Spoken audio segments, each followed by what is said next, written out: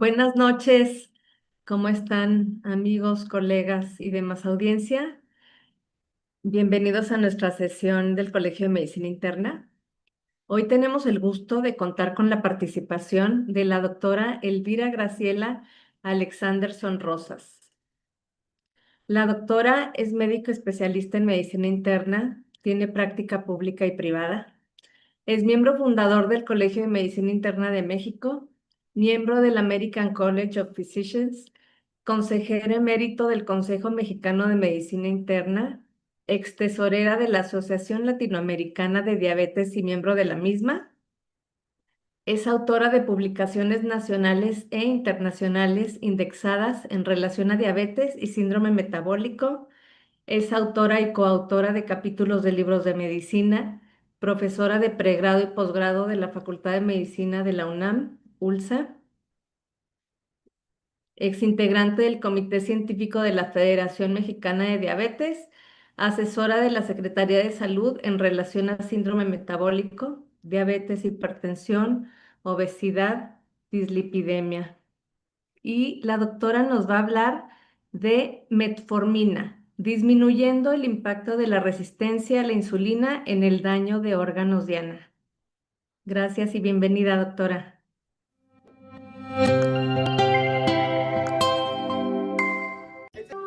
Centro del Recobro es una asociación civil dedicada a recobrar a toda persona en situación de abandono, de calle, con una discapacidad.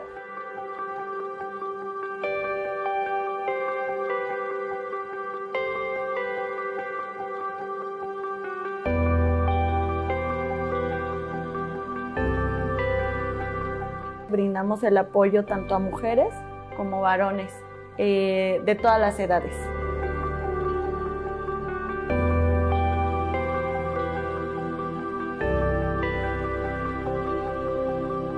Y es gente que viene realmente violentada. Nunca recibieron amor. ¿Qué aprendieron en la calle? Violencia, maltrato, abandono. Cada uno tiene sus deberes. Desde que se levantan, ellas asean sus cuartos, se bañan, llegan al comedor, algunas apoyan a hacer el desayuno, otras las comidas, otras están en lavandería, otras se encargan de tender la ropa, otras de doblarla, otras llevan a las abuelitas en sus sillas de ruedas al comedor, apoyan. La casa hogar funciona en un conjunto como una familia. Cada una tiene su responsabilidad y su deber y lo hacen con amor. Rosilia Ruiz Guerra fue la directora y fundadora de Centro del Recobro, una mujer que nunca tuvo nada, pero aprendió a dar todo. Rosilia fue una niña que fue abandonada en la Ciudad de México. Ella nació en Chetumal, Quintana Roo, y fue abandonada por sus padres aquí en el Molinito de Naucalpan. Y ella entendió lo que es el sufrimiento de calle. Fue una niña que durmió en las coladeras, vivió en la violencia, los abusos, el maltrato, el rechazo, el rezago. Y que finalmente tuvo en todo ese proceso una transformación y aprendió a dar lo que nunca recibió, que fue amor. ¿Cuál es el sueño? Crear unas instalaciones dignas, un hogar propio para todas las personas que realmente viven en una situación igual a las mujeres y los niños y los abuelitos que ya atendemos. Ella era mamá Rosilia para todos. Ustedes bajan con las niñas, las mujeres, las abuelitas y les pueden preguntar ellas directamente quién es. Era mi mamá. Mi mamá.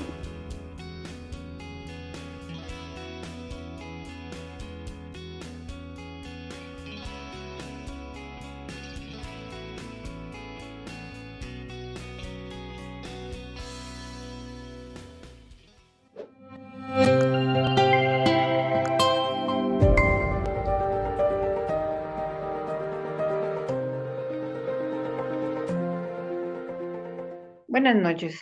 El día de hoy agradezco al Colegio de Medicina Interna la invitación para hablar sobre este tema muy interesante que es metformina, disminuyendo el impacto de la resistencia a la insulina en el daño de órganos diana.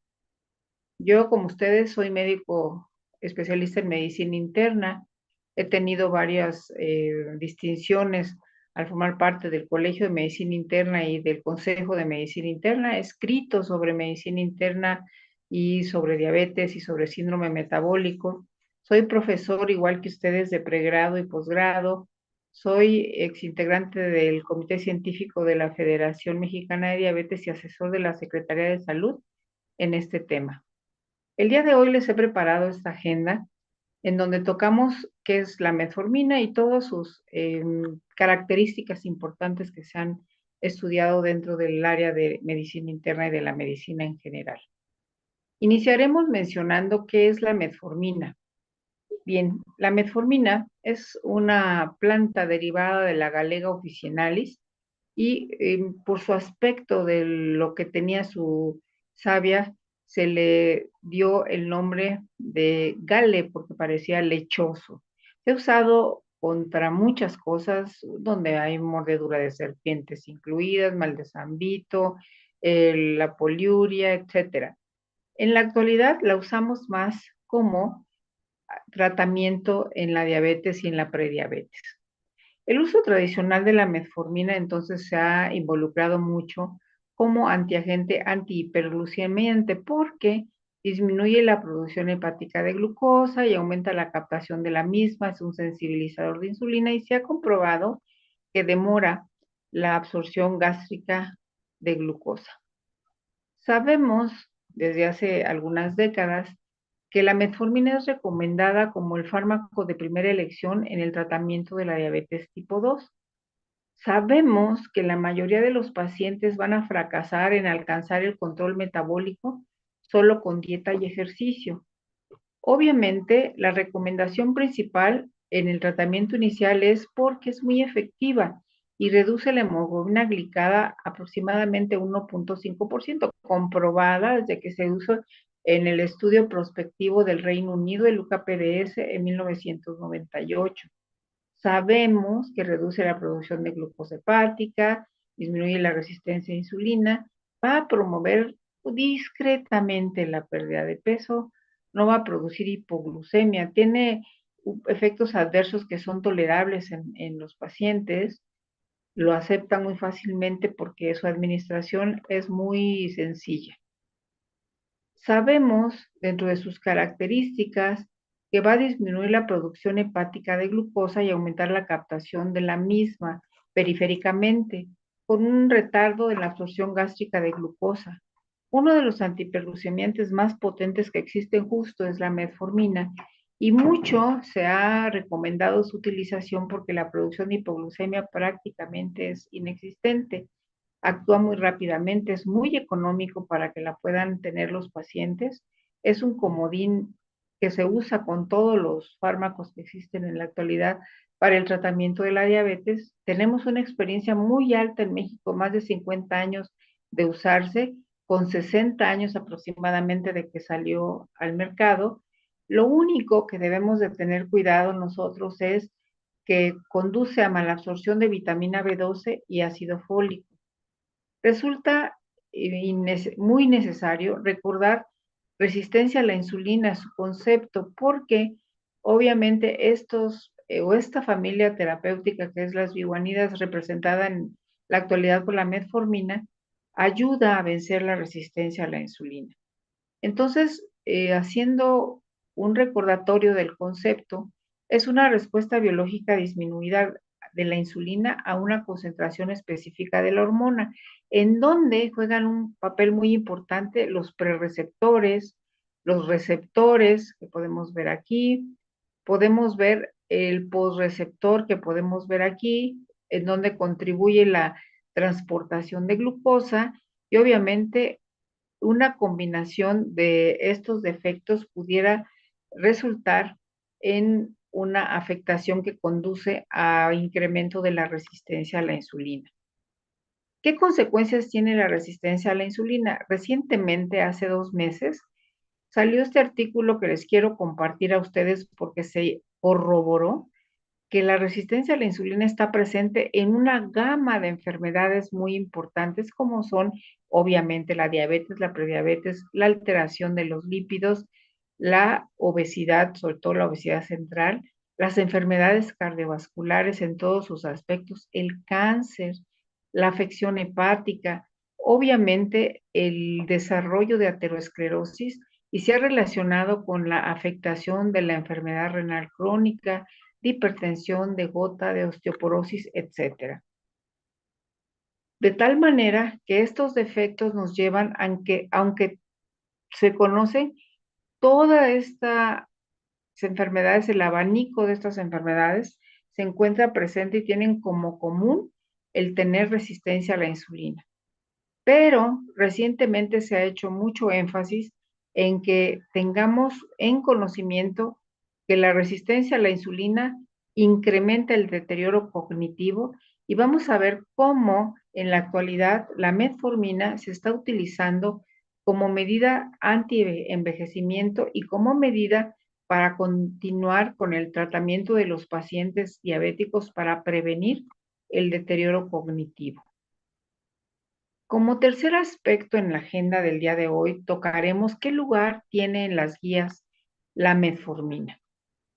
Pues como ustedes saben perfectamente bien, la metformina se usa como fármaco, se recomienda como fármaco de primera elección en todo tratamiento de paciente diabético. En prediabético también lo vamos a ver en un momento, y es muy importante recordar que en la actualidad se considera poder indicar los tratamientos o las medidas terapéuticas, recordando cuando los pacientes tienen enfermedad arteriosclerótica preestablecida, cuando tienen riesgo alto de enfermedad cardiovascular o falla cardíaca, cuando tienen o existe inicio de enfermedad renal crónica. Entonces existe una serie de fármacos que se han recomendado, que no es el objetivo de la plática el día de hoy, pero que conocemos muy bien, como los agonistas de GLP-1, como los agonistas duales de GIP y GLP-1, como los inhibidores de SGLT2, como los inhibidores de SGLT2 en falla cardíaca y en enfermedad renal, y todo relacionado con la intensidad del tratamiento en cuanto a eficacia que tienen en diferentes aspectos. Lo interesante de aquí es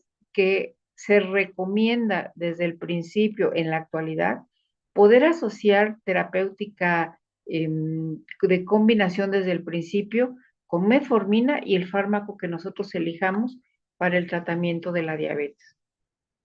Ese es el esquema que la Asociación Americana de Diabetes y el Grupo Europeo para Estudio de la Diabetes proponen. Sin embargo, los endocrinólogos clínicos de los Estados Unidos también reafirman el concepto de la utilización de la terapia de combinación en donde se incluye metformina desde el principio cuando hacemos el diagnóstico de la enfermedad.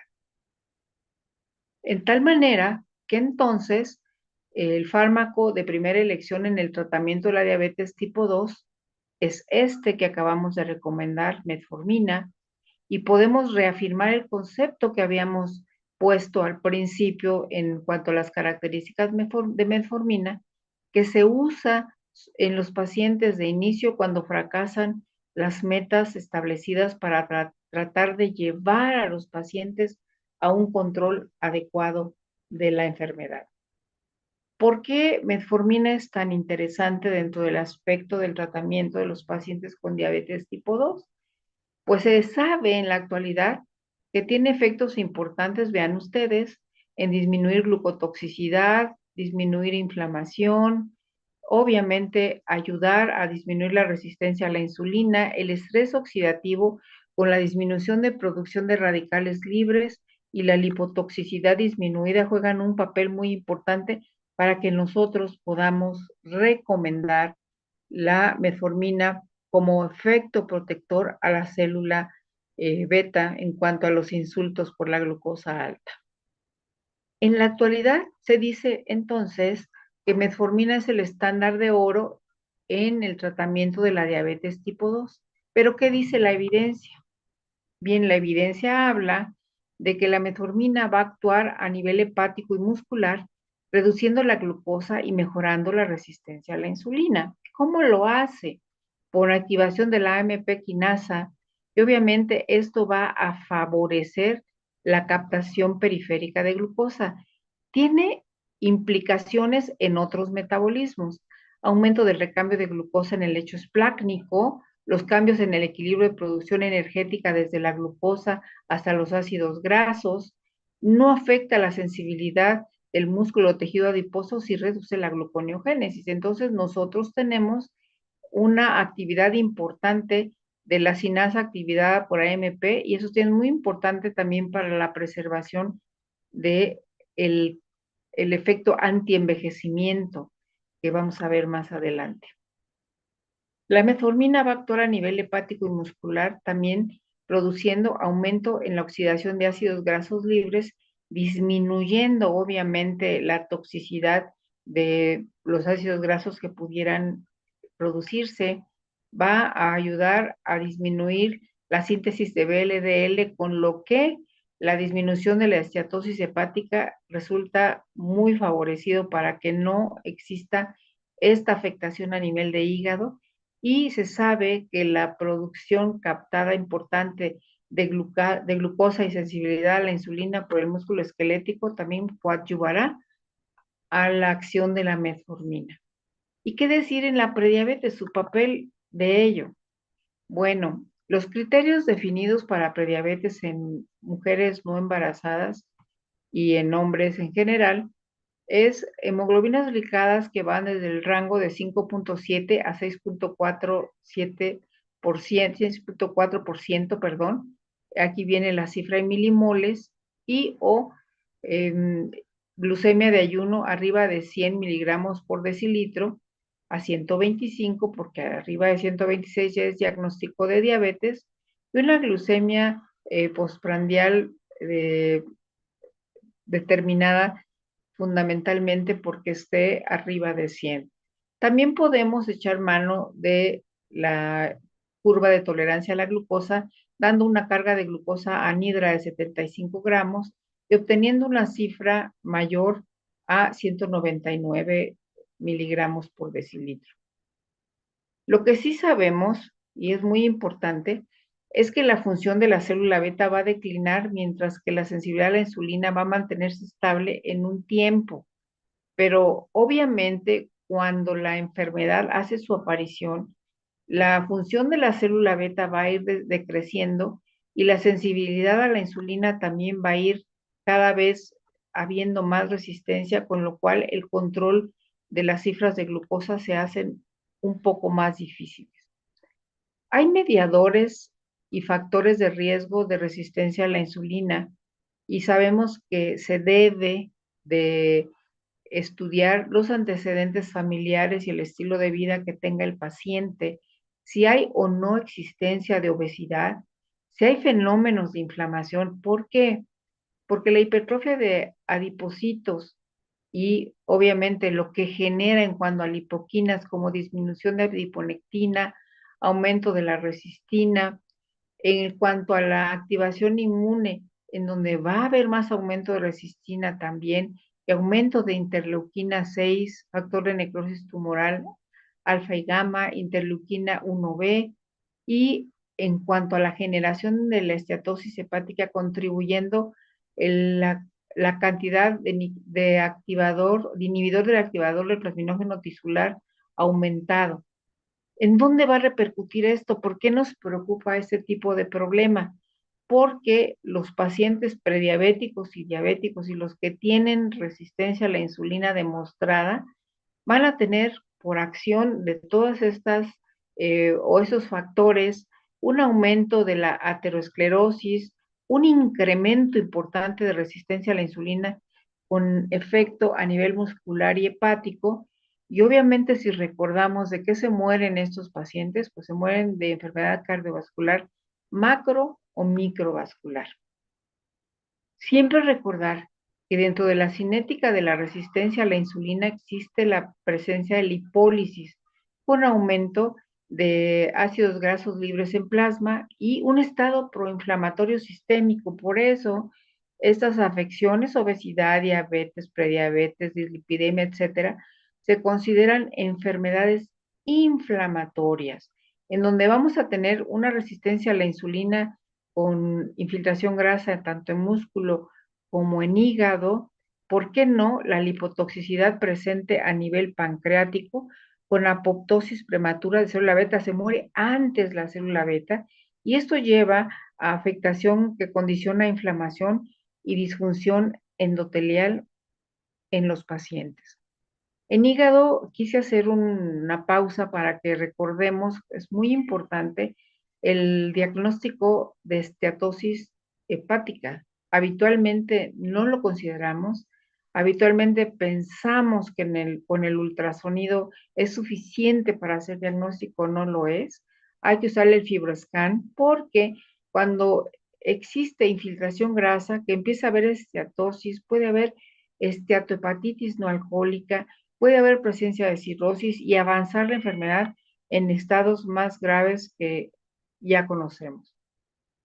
La metformina en prediabetes está recomendada, vean ustedes, desde el 2001 por el Colegio Americano de Endocrinólogos Clínicos. Nuevamente se reafirma en el 2007 y la ADA y el Grupo Europeo de Tratamiento para la Diabetes, Estudio para la Diabetes, recomendaron metformina en prediabetes desde el 2006. En junio de 2011, la Asociación Americana de Diabetes, y basado en el estudio del Diabetes Prevention Program 10 años después, la metformina se consideró más costo efectiva que las intervenciones intensivas de cambio de estilo de vida. De tal manera que la Asociación de Endocrinólogos Clínicos de los Estados Unidos recomiendan dentro de sus guías la intervención en prediabetes. Se justifica y se recomienda porque lo que se considera, como ya les había mencionado a ustedes, es que el estudio de Diabetes Prevention Program demostró que la metformina reducía la incidencia de diabetes 2.8 años en un 31%, comparado con placebo, y un 17% de la incidencia de síndrome metabólico. Ahora vamos a hablar de aspectos muy nuevos y muy importantes dentro del conocimiento del uso de la metformina, que les ruego tengan una atención especial en ello porque es en donde se están haciendo más estudios con esta molécula en la actualidad. Sabemos, hablando de obesidad, será el primer rubro que toquemos, que la obesidad es una epidemia global.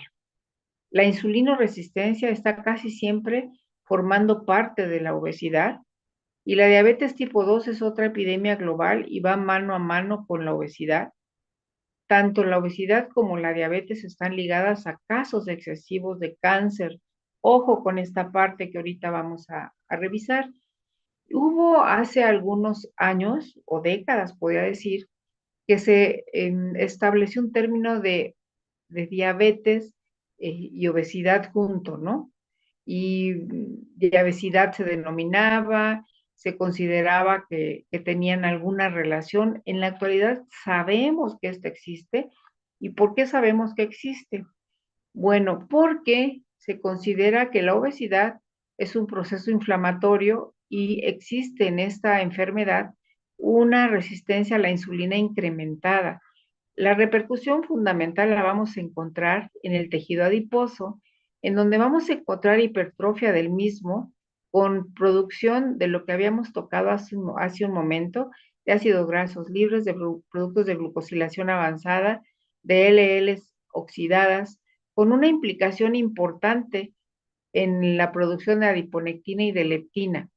Y obviamente sabemos que hay acciones importantes dentro de esta enfermedad como la adiponectina y adiponectina, que va a disminuir el efecto inflamatorio y va a promover la sensibilidad a la insulina, como la leptina, que al revés va a tener un efecto inflamatorio importante disminuyendo la sensibilidad a la misma.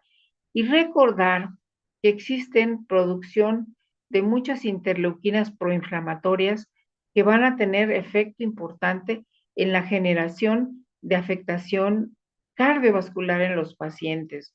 La apoptosis por la vía de las caspasas también se ha estudiado mucho y se sabe que tienen una generación importante de enfermedad cardiovascular porque todas estas activaciones de interleuquinas van a conducir a una inflamación sistémica de bajo grado que puede desembocar en una afectación más grave.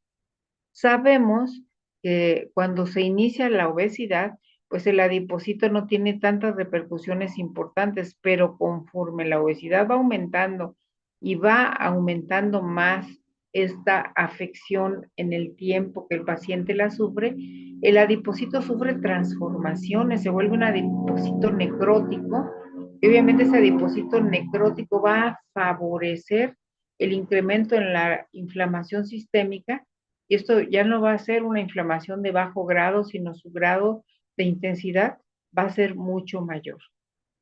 Sabemos entonces que la inflamación y la resistencia a la insulina están súper ligados. Y obviamente cuando nuestros enfermos, nuestros pacientes sufren de esta afectación y continúan con las ingestas de lípidos altos, como vemos aquí en la diapositiva, esto además de condicionar hiperglucemia con los efectos que ya sabemos, va a condicionar estrés oxidativo, va a haber mucho más resistencia a la insulina, mucho más afectación sobre la célula beta, con repercusión importante en la liberación de citoquinas inflamatorias que favorecen la inflamación y se vuelve un círculo vicioso en donde nosotros tenemos más enfermedad cardiovascular y los pacientes están más gravemente enfermos. Entonces, ahí en la obesidad, metformina es recomendado para disminuir estos efectos y obviamente asociado a otras moléculas, favorecer una buena evolución en la enfermedad de los pacientes. Ahora vamos a tocar un tópico muy interesante, que es la metformina y el cáncer. Desde hace muchos años se sabe que los pacientes diabéticos tienen un riesgo incrementado de cáncer en pacientes que tienen esta enfermedad, incluso en los estados prediabéticos. Se han hecho muchas revisiones en donde se observa que existe un incremento de esta enfermedad en los pacientes. Entonces, vamos a hablar un poco de por qué la metformina y cáncer pueden tener esta relación tan importante. Existen propuestas de posibles mecanismos de acción de la metformina, inhibición de la oncogénesis dependiente de la quinasa supresora tumoral LKB1, inhibición de algunos mecanismos celulares, y se ha podido observar que los estudios que se han hecho para evidenciar si tienen alguna relación con disminuir, perdón, el cáncer incidental, pues han reportado buenos resultados. Se dice entonces desde hace ya más de una década que el uso de metformina puede estar asociado con un riesgo reducido de cáncer. Se ha propuesto por el doctor Libby que existe una población que usa metformina dentro de su tratamiento que tiene menor riesgo de desarrollo de esta enfermedad. También se han hecho otros estudios, les quiero presentar este porque es muy clásico, en donde la metformina se asoció con disminución de la mortalidad en la diabetes tipo 2. El estudio es el Zodiac 16 y es interesante porque aquí participaron 1,353 diabéticos tipo 2. Una edad promedio, vean ustedes, era alta la edad promedio, inicio de los 68 años, la hemoglobina glicada al inicio 7,5%, los siguieron cerca de 10 años y murieron 570, de los cuales 122 murieron por tumores malignos en la serie en donde no tenían metformina. En donde había tratamiento con metformina, la incidencia era mucho menor. Y vean ustedes aquí el efecto protector de metformina, sobrevivieron más los pacientes con metformina y los pacientes que no tenían metformina tuvieron una mortalidad más alta a los 10 años de seguimiento. Bien, ahora vamos a tocar los efectos cardioprotectores. Justamente nos preocupa a los que nos dedicamos a la atención de los pacientes con enfermedades metabólicas que existe un incremento, como les mencionaba hace un rato, de enfermedades cardiovasculares, macrovasculares representadas por enfermedad coronaria, enfermedad vascular cerebral o enfermedad arterial periférica. y microvasculares representadas fundamentalmente por la enfermedad renal crónica, sin dejar de considerar la neuropatía diabética y sin dejar de considerar la retinopatía diabética. Entonces, sabemos que la mayoría de los pacientes que tienen diabetes tienen mayores riesgos cardiovasculares. Son pacientes que deben de considerarse de muy alto riesgo cardiovascular por definición. Entonces, tener moléculas que nos sirvan como efecto cardioprotector es muy importante. ¿Qué se ha podido demostrar con la metformina? Existen efectos a nivel vascular muy importantes. Por ejemplo, disminuyen la inflamación, con lo que disminuyen la apoptosis endotelial. Recordar que para que se genere la aterosclerosis debe de existir una disfunción endotelial grave y obviamente con metformina se ha podido evidenciar que esto no ocurre así. Tenemos disminución del estrés oxidativo y esto obviamente favorece que la función endotelial permanezca por más tiempo en buenos estados. Cuando hay un exceso de estrés oxidativo con producción de radicales libres, activadores de eh, eventos o de enfermedades cardiovasculares, tenemos obviamente mucha preocupación nosotros que manejamos este tipo de diabetes. Sabemos que la transición epitelial mesenquimal, que favorece la remodelación vascular, también se ve reducida con el uso de la metformina, menos fibrogénesis con menos fibrosis, como vamos a ver más adelante, y obviamente favoreciendo la relajación del tejido. Se sabe, como por ejemplo en este estudio, ya de algún tiempo, en donde vemos que metformina reduce, vean ustedes en la barra roja, todos los efectos que podemos considerar dentro de las enfermedades cardiovasculares.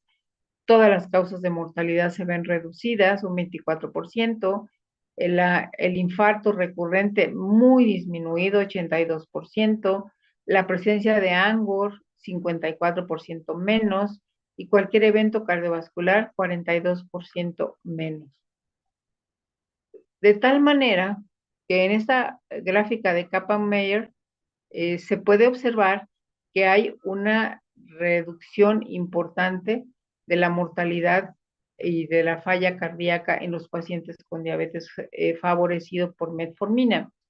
Aquí, fíjense, es muy importante porque en esta gráfica se ve la combinación con otras moléculas. Cuando se hizo este estudio, lo que más se quería representar era el efecto que tenían las moléculas adicionadas a metformina y quisieron hacer una representación de cómo se podía obtener resultados buenos en el uso de las combinaciones diversas, incluyendo con sulfonilureas, y la respuesta fue muy favorable.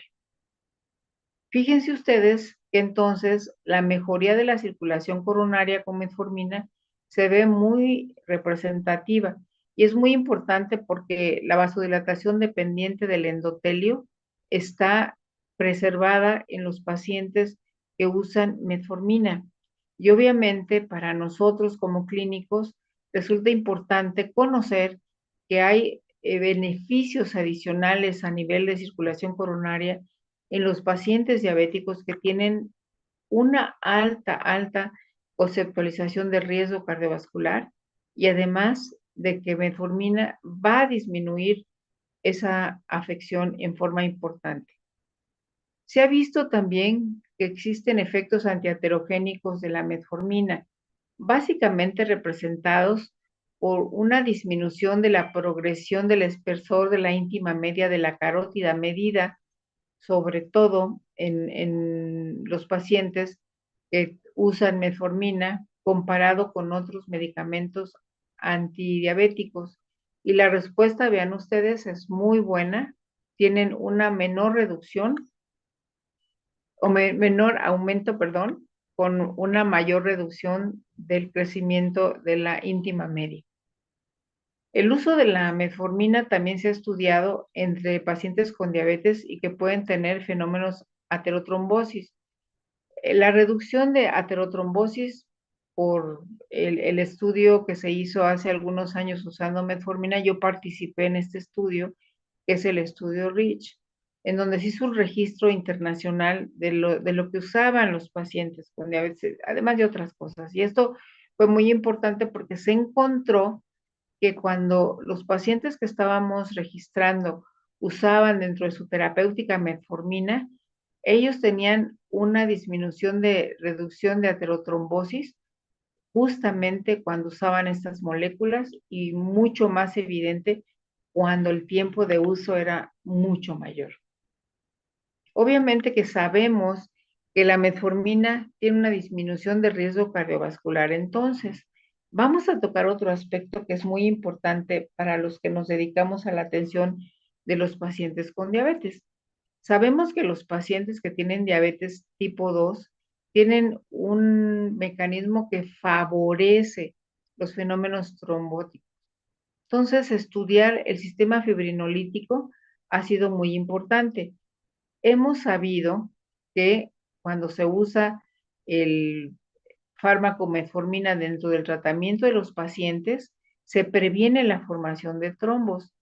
Aumento del inhibidor del activador del plasminógeno tisular es algo muy conocido en los pacientes con diabetes.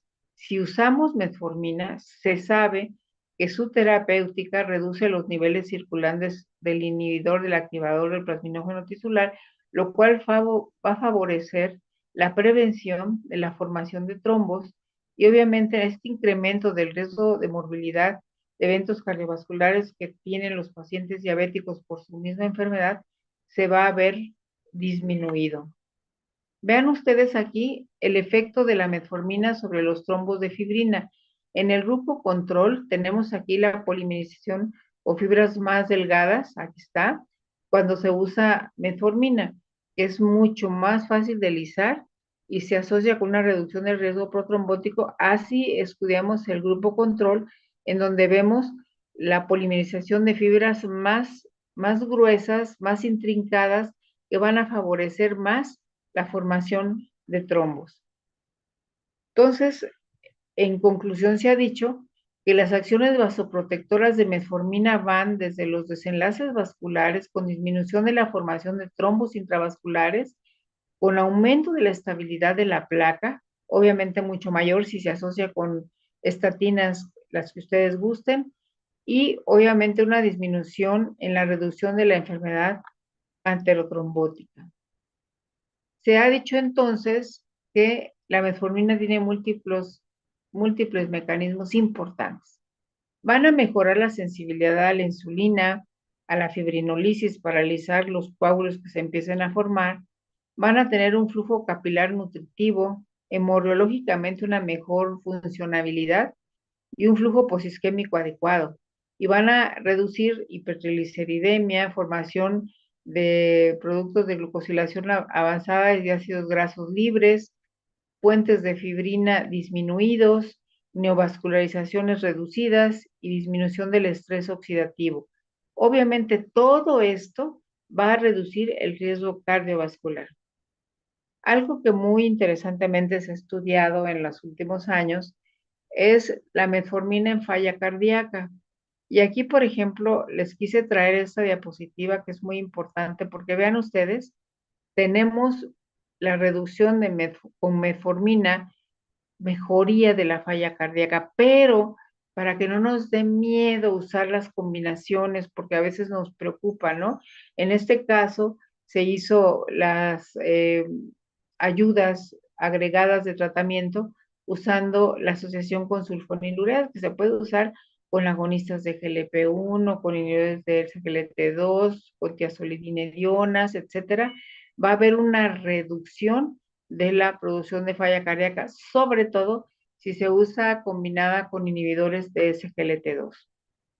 Otras acciones antiaterogénicas de metformina que se ha podido observar es disminución de la oxidación, cuyo efecto potencial va a ser disminución de la apoptosis y del daño oxidativo, disminución de la producción finales de glucosilación avanzada, inflamación, estrés oxidativo y apoptosis va a ser un efecto importante con una reducción de estos efectos en el paciente con diabetes. La disminución de las moléculas de adhesión con disminución de aterogénesis, al igual que la disminución de monocitos macrófagos con el mismo efecto y de la captura de lípidos por macrófagos con el mismo efecto también, mejorando microcirculación y manteniendo un flujo sanguíneo nutritivo. Bien, ahora vamos a hablar de ovario poliquístico. La metformina, síndrome de ovario poliquístico y otros. Hemos estudiado y tratado por mucho tiempo la infertilidad por anovulación, las menstruaciones irregulares, el hiperandrogenismo y diferentes factores de riesgo cardiometabólicos que en la actualidad sabemos que se relacionan con metformina y síndrome de ovario poliquístico. Aquí el tratamiento con metformina ha jugado un papel muy importante dentro de la terapéutica. ¿En qué otros podemos observar este tipo de respuesta? En pacientes adultos mayores, siempre nos da preocupación cómo responderán los adultos mayores, sobre todo para disminuir el riesgo que tienen con otras moléculas de desarrollar hipoglucemias que los pueden llevar a desenlaces de muerte precipitados. Y aquí tenemos todos o las funciones en cuanto al efecto en los adultos mayores se relacionan fundamentalmente con disminuir la resistencia a la insulina. También se ha visto en las nuevas entidades ligadas a resistencia a la insulina, como esteatosis hepática no alcohólica, aunque no es la terapéutica principal, sabemos que, por ejemplo, si dentro de la terapéutica usáramos gasolinedionas con metformina, tendríamos una normalización del tejido esteatóxico comparado con los controles cuando no usamos este tipo de molécula en los pacientes que tienen enfermedad grasa de hígado. Y algo interesante que se estudió hace algunos años es algunos mecanismos en donde metformina inducía la secreción de glucagón o, digamos, agonistas de GLP-1 a nivel intestinal, fundamentalmente por las células L. Y aquí es importante porque los mecanismos de entendimiento de esta situación llevaron a considerar que la combinación con agonistas de GLP-1 era una situación que podía intensificar el tratamiento reductor de glucosa y prevenir complicaciones inflamatorias en los pacientes con diabetes tipo 2. Aquí tenemos cómo, vean ustedes, se incrementa la secreción de GLP-1 comparado, por ejemplo, con un inhibidor de la DPP-4 cuando no tiene metformina y prácticamente permanece plano el efecto. Y ahora vamos a tocar un aspecto muy importante que es el antienvejecimiento. Eso es maravilloso, recientemente estudiado. Y tenemos aquí en conocimiento que los pacientes con diabetes tienen deterioro cognitivo. La Asociación Americana de Diabetes recomienda que la capacidad cognitiva debe de controlarse a lo largo de la vida de las personas con diabetes, particularmente en aquellas que tienen discapacidades cognitivas documentadas, las que experimentan hipoglucemia grave o niños muy pequeños y adultos mayores. Si la capacidad cognitiva cambia o parece no ser óptima, fundamentalmente es esto observado por la familia. Es importante que se tomen decisiones y obviamente se hagan controles conductuales que se deben de considerar en la derivación para una evaluación normal. Sin embargo, les quiero comentar que ha sido muy identificado el deterioro cognitivo que ocurre en los pacientes con diabetes tipo 2, sobre todo cuando no tienen un control adecuado de la enfermedad. Y aquí tenemos que los niveles óptimos de la insulina en el cerebro van a ser neuroprotectores y neurotróficos. Hay que mantener los niveles de insulina adecuados, pero también la glucosa, porque si nosotros tenemos incremento de glucemia con aumento de la resistencia a la insulina, esos efectos neuroprotectores y neurotróficos se van a perder. Obviamente, estos protectores mejoran la memoria y van a facilitar la plasticidad sináptica en el hipocampo, región del cerebro que juega un papel importante en la memoria y el aprendizaje. A mayor deterioro cognitivo y demencia en diabetes tipo 2, se ha podido estudiar que son pacientes que tienen mal control de la enfermedad. También hay un aspecto bien interesante que hay que estudiar, la relación entre Alzheimer y resistencia a la insulina en el cerebro. La relación con estos dos ha llevado a estudios muy importantes como el estudio TAME, en donde se estudia el tratamiento del envejecimiento con metformina y se ha visto en este estudio TAME, recordar, es beneficioso el uso de la metformina como retardador del deterioro cognitivo. Aquí tenemos, obviamente, las características longitudinales funcionales que han habido estudios de neuroimagen donde existe alteraciones cognitivas. Y se han estudiado muchos aspectos. Unas cosas muy importantes es el volumen total de la masa cerebral comparado con la cognición global, el volumen del hipocampo y aquí los estudios PET que han evidenciado cuando la captación de glucosa a nivel cerebral está alterada. Dentro de las teorías del antienvejecimiento que les invito a leer y es muy interesante los estudios que hay hasta ahorita, la activación de la AMP quinasa juega un papel muy importante, la regulación de la inflamación crónica, la reducción del estrés oxidativo, la eliminación de células senescentes, la capacidad para intervenir en la estabilidad genómica mediante modificaciones epigenéticas, protección de los telómeros, promoción de la autofagia. Todos estos mecanismos relacionados con efectos benéficos del uso de la metformina. Y a mí me causó una especial inquietud en los estudios que existen de protección de los telómeros, porque se ha visto que los telómeros permanecen mucho mayor tiempo en el tamaño que, que juegan un papel importante en los pacientes más antiguos. Eso se ha visto obviamente en monos, en donde los monos dividieron, nuestros primos los dividieron en pacientes o monos que no recibían metformina y los que recibían metformina, y los que recibían metformina, los telómeros permanecían en el mismo tamaño mucho mayor tiempo comparado con monos más jóvenes, equivalentes, digamos, ¿no? Equiparables.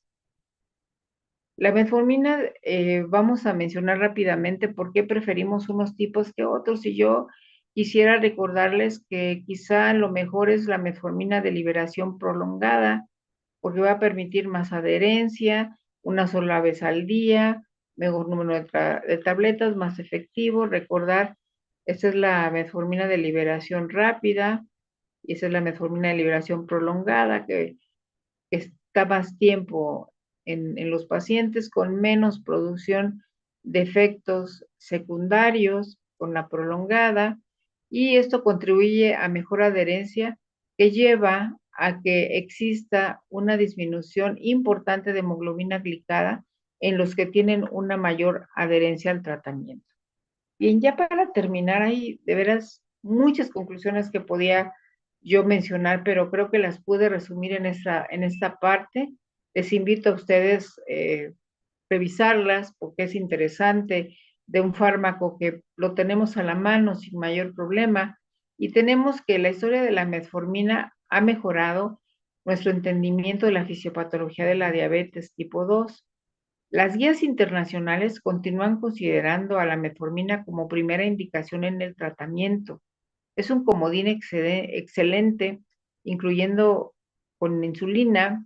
El uso de metformina XR parece ser mejor que otras metforminas de liberación rápida. Está aprobada en prediabetes. Esta parte vienen muy importantes.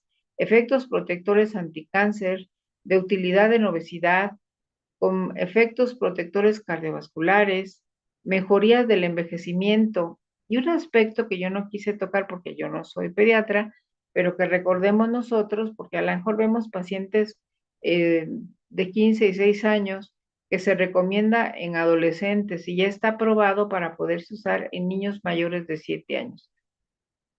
La resistencia a la insulina entonces va a representar un mecanismo fisiopatológico fundamental en la diabetes tipo 2 que se va a relacionar con otras alteraciones. Su expresión clínica es muy amplia, sobrepeso, obesidad, síndrome metabólico, etcétera, ¿no? La resistencia a la insulina va a tener relación directa con la principal causa de mortalidad en pacientes con diabetes tipo 2 que es la enfermedad cardiovascular. El tratamiento de la diabetes debe individualizarse siempre y tratar de cubrir la mayoría de las alteraciones fisiopatológicas de la enfermedad. Por eso, el tratamiento combinado parece ser eficaz y seguro. No solo es un problema de adultos, puede ocurrir desde la infancia. Porque esta es nuestra última diapositiva y ahora pasaremos, por favor, a la sesión de preguntas y respuestas. Muchas gracias.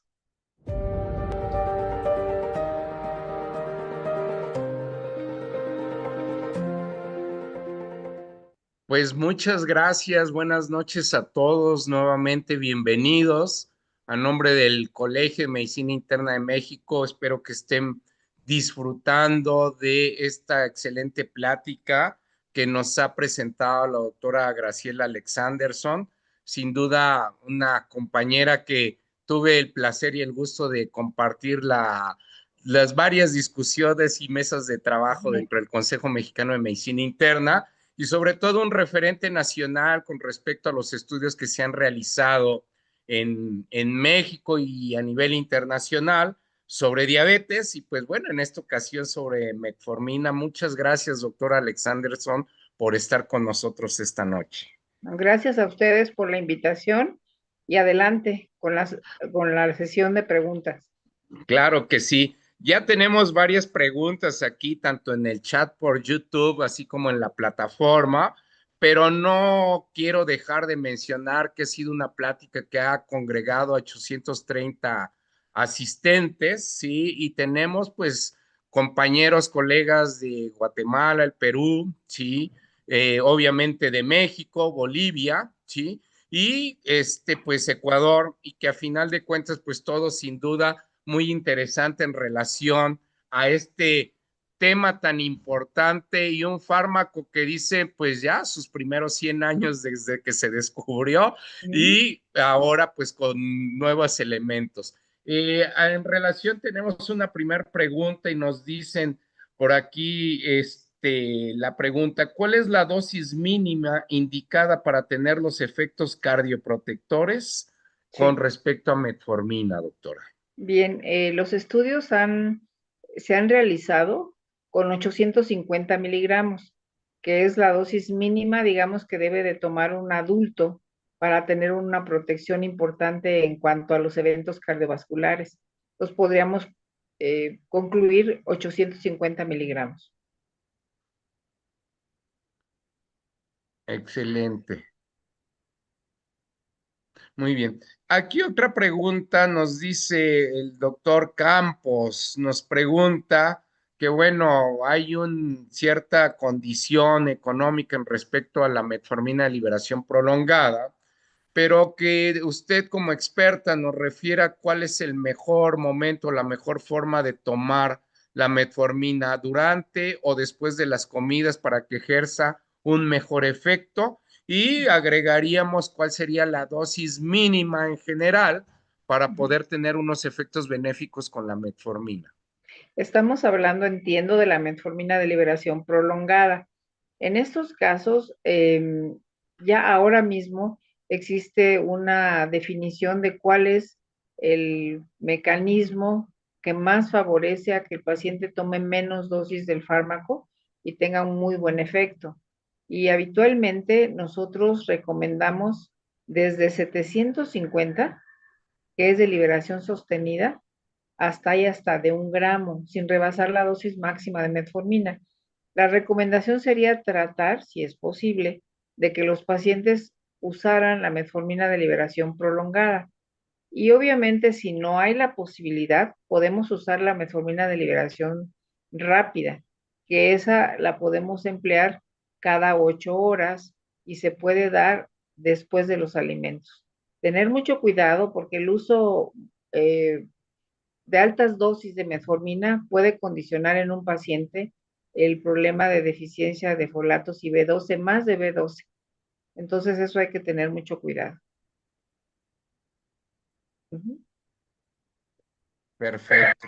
Muchas gracias. Excelentemente la respuesta. Y ampliando en este mismo sentido, la doctora Soto nos comenta cuál es la dosis óptima de metformina en combinación a dosis fija con otros fármacos para el tratamiento de diabetes mellitus tipo 2?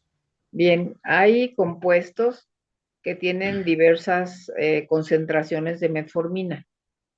Como les dije hace un momento, los estudios, ya no hablando de afectación cardiovascular, hablando de diabetes. En el terreno de la diabetes, bueno, el paciente diabético es de muy alto riesgo cardiovascular. Las combinaciones con los diferentes fármacos se han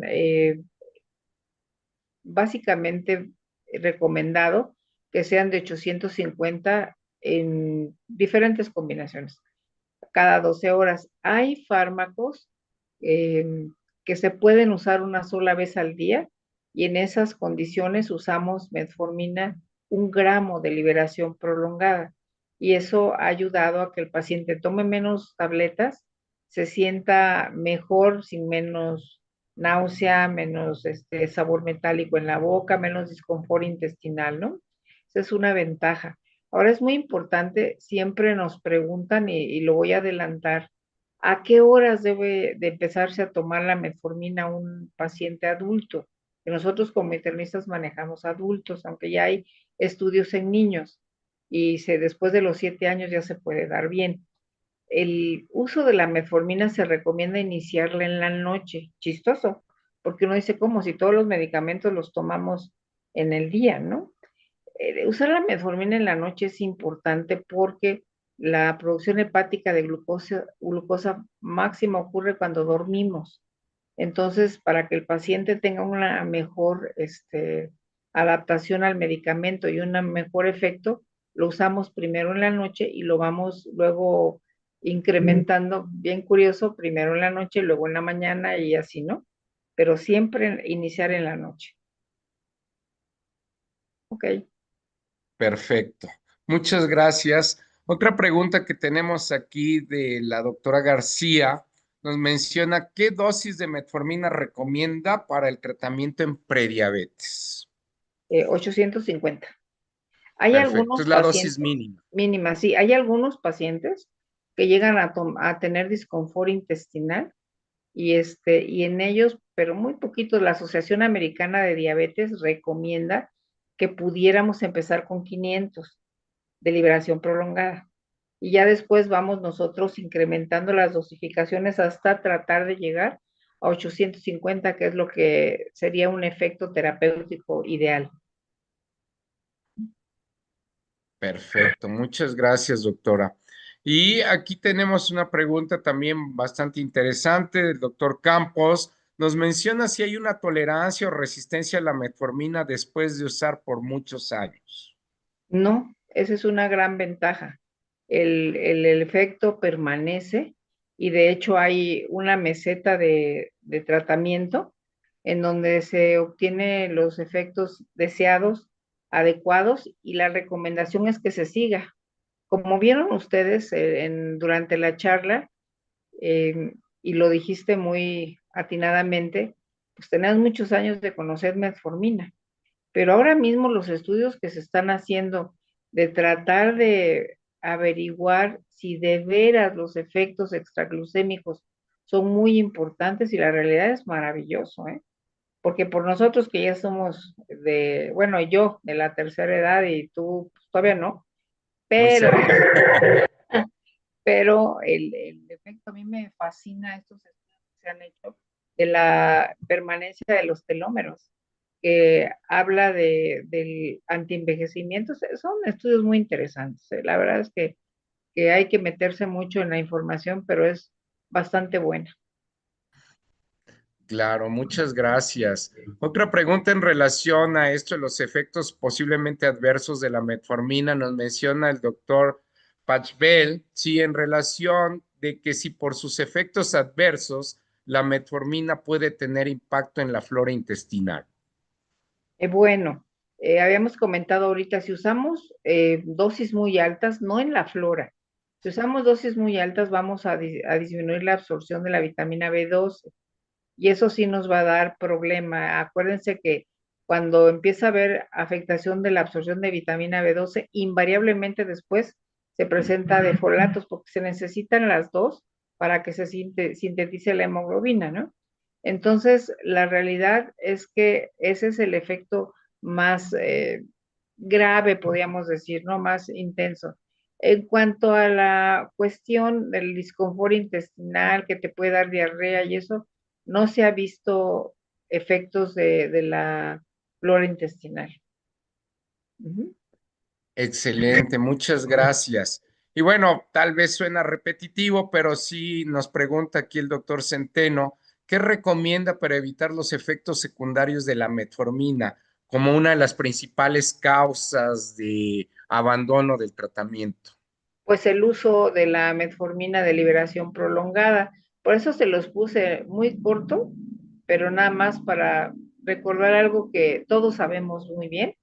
Entonces sería muy conveniente, en la medida de lo posible, usar ese tipo de fármaco y no el de liberación inmediata, que es el que te da más problema. Y justamente por eso les puse esa diapositiva de que hay más apego al tratamiento con la de liberación prolongada y obviamente la hemoglobina glicada se ve beneficiada con eso. Ujú. Perfecto, muchas gracias. Y también nos menciona si los efectos adversos aumentan cuando se utiliza de forma simultánea con los GLP-1. No, no, de hecho ahorita eh, esa es una parte muy interesante. Los agonistas de GLP-1 tienen, sobre todo los que se usan vía oral, semaglutida, por ejemplo, tiene algunos efectos de inhibir la progresión del alimento, ¿no? Tienen ahí un problema en cuanto a la motilidad intestinal. Sería hasta el contrario, pero ahora mismo ustedes pueden ver en la literatura los agonistas de GLP-1, los inhibidores de SGLT2, los inhibidores de DPP4, las mismas sulfonilureas, etcétera, se recomiendan siempre combinadas con metformina. O sea, eso es algo muy interesante.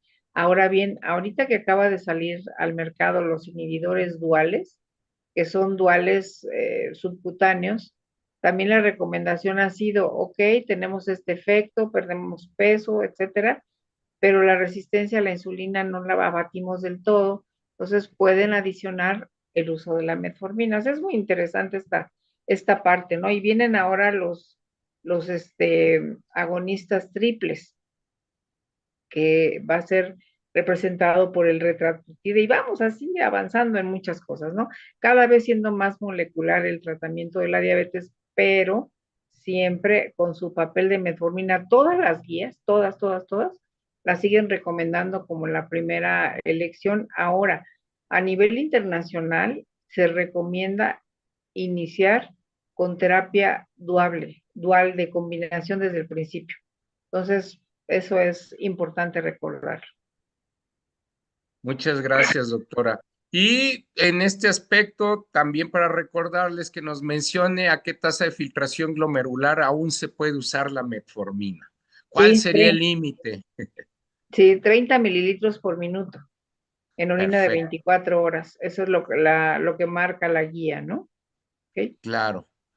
Muy bien. Y aquí nos hace una pregunta el doctor Torres con respecto a que si recomienda incluir péptido C para mejorar la precisión del diagnóstico de resistencia a la insulina, cuando el HOMA puede ser menos sensible en ciertas poblaciones. Sí, está recomendado, se puede hacer. Desafortunadamente no sé de dónde nos llame o nos conecte nuestro compañero, nuestro colega, pero normalmente en México no lo hacemos de manera más frecuente porque es caro y los pacientes no lo pueden pagar el del todo, ¿no? Prefieren comprar el medicamento y estas situaciones, pero si tuviéramos esa duda, razonablemente pudiera emplearse. Ujú. Claro, pues muchas gracias. Pues sin duda, múltiples comentarios, doctora Alexanderson, felicitándola. Muchos colegas, conocidos, mandándoles saludos, felicitaciones, abrazos. Sí, ¿por qué? Porque les ha dado mucho gusto ver a un referente nacional de la medicina interna y la diabetes en estas sesiones que ha convocado el Colegio de Medicina Interna de México. Y pues solo me queda pues pedirle un comentario final antes de que despidamos nuestra señal por vía digital. Sí, pues primero el agradecimiento para la invitación de estar con todos ustedes. Es para mí un placer poderlo hacer. Bien, recordando este tema, les comentaba hace un momento que los beneficios extraglucémicos de la metformina no los podemos olvidar. Hoy por hoy a nivel mundial, en las guías europeas, las americanas, la latinoamericana, de ALAT, etcétera, la mexicana, por supuesto, existe la recomendación igual, cambios de estilo de vida e inicia con metformina.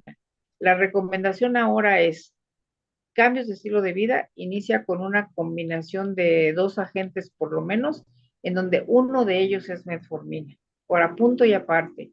Todos los beneficios que se han podido encontrar con esta molécula han sido, la verdad, maravillosos.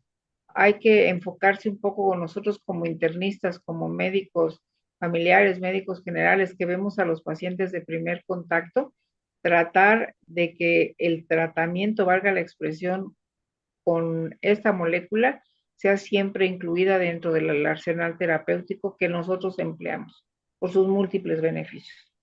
Ese puede ser mi comentario. Muchísimas gracias, doctora Graciela Alexanderson. Como siempre, un placer escuchar su disertación con respecto a estos temas. Y pues así como a todos los colegas médicos que nos siguen en esta transmisión, la queremos invitar. Estamos a unas horas de inaugurar este Congreso Presencial de la Mujer, la Inclusión y la Diversidad. Recuerden que todos aquellos colegas que pagaron el paquete esté incluido, va a ser una transmisión híbrida. Vamos a estar de forma presencial en el Hotel Bel Air, aquí en la Ciudad de México. Arrancamos a las 8 de la mañana, puntualitos para iniciar un programa sumamente interesante que en ningún momento hemos dejado de hablar de temática de la mujer, pero sobre todo ahorita estamos incluyendo otras minorías que sin duda día con día nos van a exigir y ya nos están pidiendo solución a los problemas que los aquejan.